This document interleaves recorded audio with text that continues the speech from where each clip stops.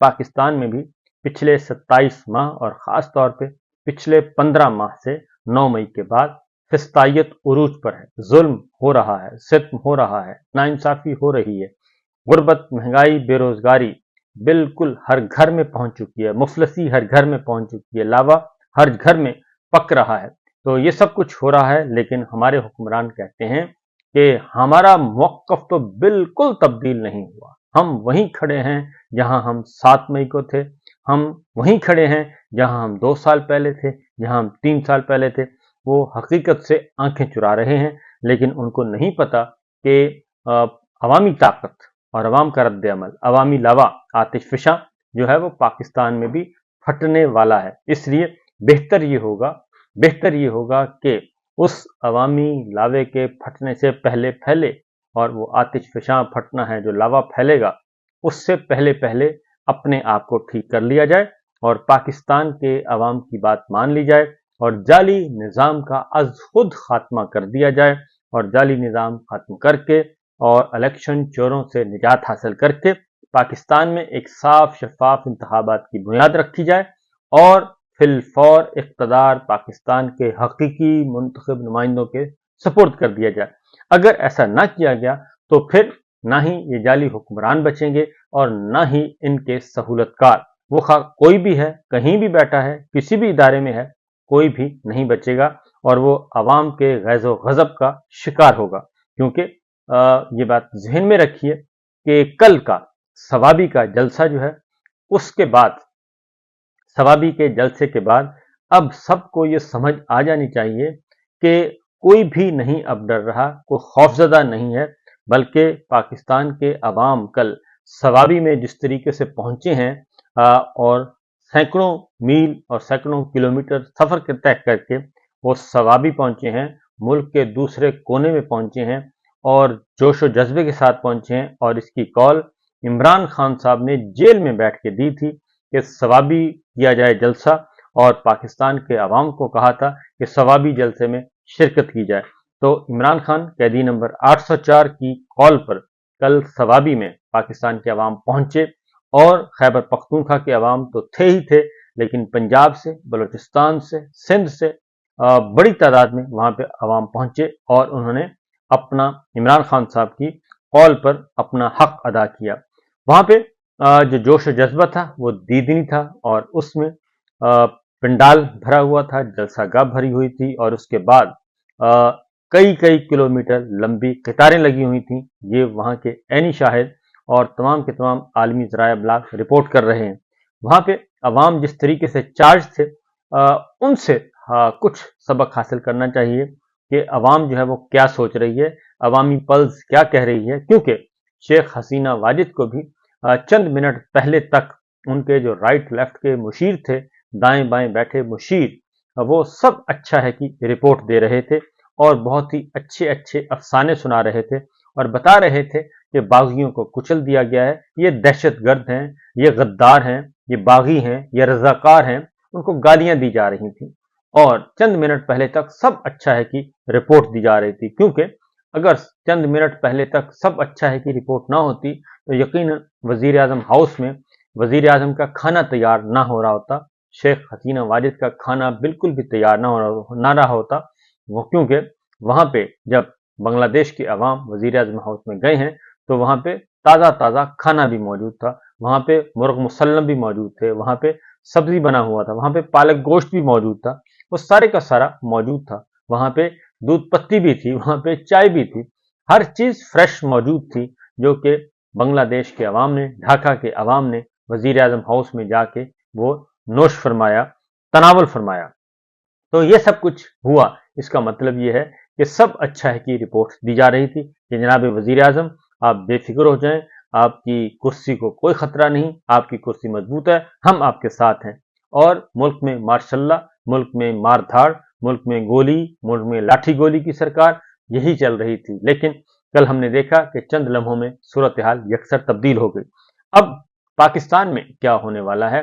पाकिस्तान के हालात भी बिल्कुल मुख्तलिफ नहीं है और पाकिस्तान के अवाम भी बिल्कुल अपने आ चुके हैं, इंतहाई डिप्रेस हो चुके हैं और वो भी अब चाहते हैं کہ پاکستان کے عوام کو بھی سکون ملے، تو لہٰذا جتنی جلدی ممکن ہو سکے یہ کر لیا جائے۔ کل عمران خان صاحب کی رہائی کا مطالبہ کیا گیا، اور عمران خان صاحب کی رہائی کا کل سب سے زیادہ مطالبہ، سب سے زیادہ نعرہ عمران خان کی رہائی کا تھا، کیونکہ جھوٹے مقدمات بنائے جا رہے ہیں، جھوٹے مقدمات کے ذریعے ان کو گرفتار کیا گیا اور ان کو اندر رکھا ہوا ہے، جیل میں رکھا ہوا ہے، اٹک اور اٹک سے بعد اڈیالہ۔ اسی طریقے سے بشرا بی بی کو جیل میں رکھا ہوا ہے۔ اب معاملہ کیا ہے؟ معاملہ یہ ہے، کیونکہ وزیر اعظم ہاؤس جب لوٹا گیا اور وہاں پہ مال غنیمت ہم نے دیکھا کہ لوگ مال غنیمت لے کے جا رہے ہیں، جس کی جو اپنی خواہش تھی وہ لے گیا، اور نہ صرف یہ کہ وزیر اعظم ہاؤس، پارلیمنٹ ہاؤس اور نجی رہائش گاہیں جو تھیں حکمرانوں کی، وہاں پہ بھی لوگ داخل ہوئے، اور یہ نفرت تھی، کیونکہ بنگلہ دیش کے عوام کو حسینہ واجد نے رضاکار کہہ کے گالی دی تھی، اور رضاکار ان کو کہا جاتا ہے جو متحدہ پاکستان، جب یہ الیکشن کے بعد تحریک چلی 1971 میں پاکستان دو رخت ہوا، اس وقت جو متحدہ پاکستان کے حامی لوگ تھے ان کے لیے رضاکار کا لفظ استعمال کیا گیا، یعنی کہ یہ غدار ہے۔ حسینہ واجد نے ان کو غدار کہا تھا، اور اس کے بعد پھر بنگلہ دیش کے عوام نے ثابت کیا کہ وہ غدار ہیں یا نہیں۔ غدار کون ہے؟ غدار وہ ہے جو کہ پھر سب کچھ چھوڑ چھاڑ کے نکل گیا۔ یہ صورتحال اس وقت ہے جناب۔ اب آتے ہیں، یہ ساری صورتحال تو ہم نے دیکھ لی، اب کیا عمران خان صاحب کو رہا کیا جائے گا، یا پھر خالدہ ضیاء کی طرح جب یہ سارے حالات خراب ہو جائیں گے، پھر خالدہ ضیاء کی طرح، جیسے خالدہ ضیاء کو کل رہا کیا گیا، رہائی کا حکم دیا گیا، صدر بنگلہ دیش نے اسی طریقے سے عمران خان کو بھی رہائی کا حکم دیا جائے گا اور ان کو رہا کیا جائے گا، کیونکہ اس کے علاوہ کوئی آپشن نہیں ہے۔ یہ جتنے بھی جعلی حکمران ہیں یہ سب کے سب اپنے مزے لوٹ رہے ہیں، اور ان کا کوئی تعلق نہیں ہے پاکستان کے ساتھ، پاکستان کے عوام کے ساتھ، پاکستان کے عوامی مسائل کے ساتھ، اور بالکل ایسا کوئی سٹیپ نہیں لیا جا رہا کہ جس سے دکھ درد کم ہو۔ تو دیکھتے ہیں جہاں کیا ہوتا ہے۔ اس کے بعد کل DGISPR نے ایک پریس کانفرنس بھی کی، اور انہوں نے کہا کہ 9 مئی کے حوالے سے ہمارا موقف بالکل نہیں بدلا، تو صرف اتنا عرض کرنا تھا کہ جتنی جلدی ممکن ہو سکے 9 مئی کے بارے میں موقف تبدیل کر لینا چاہیے، کیونکہ 9 مئی کے اندر بہت کچھ چھپا ہوا ہے، 9 مئی کے اندر بہت زیادہ فراڈ بھی ہے، 9 مئی کے اندر فالس فلیگ آپریشن بھی ہے، 9 مئی کے اندر بہت زیادہ حقیقتیں چھپی ہوئی ہیں۔ اس لیے جتنی جلدی ممکن ہو سکے 9 مئی کے بارے میں موقف تبدیل کر لینا چاہیے، اور اس کی وجہ یہ ہے کہ 15 مہینے ہونے کو ہیں،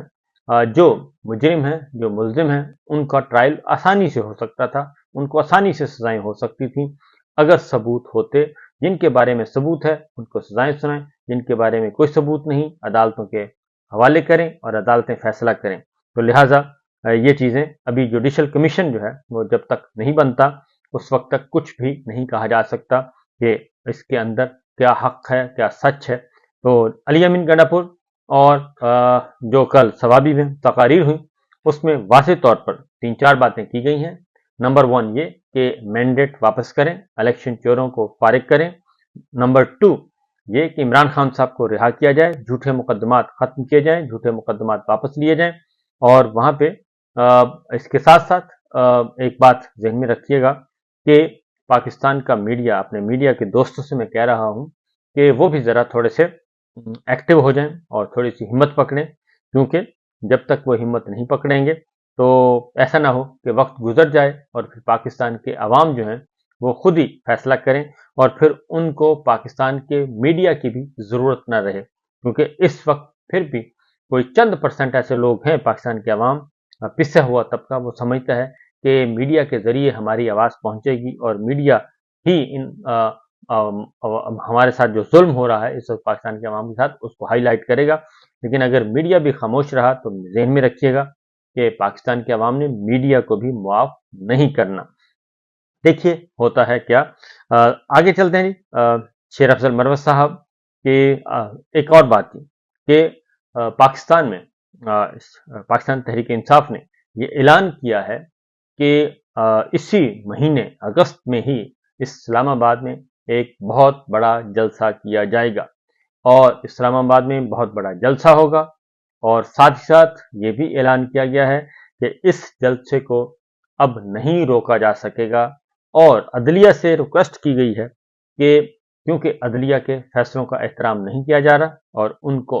रद्दी की टोकरी में बल्कि बूट की नोक पे रखा जा रहा है, लिहाजा कल ये ऐलान किया गया। अली अमीन गंडापुर ने और दीगर रहनुमाओं ने ये कहा कि जनाब अब अदलिया हमारे दरमियान ना आए, हम जलसा खुद करके दिखाएंगे। नंबर 1। नंबर 2, उन्होंने कहा कि अगर हमें एनओसी ना दिया गया तो फिर जलसा होगा डी चौक में और हर हाल में होगा, फिर जिसने रोकना है वो आके देख ले।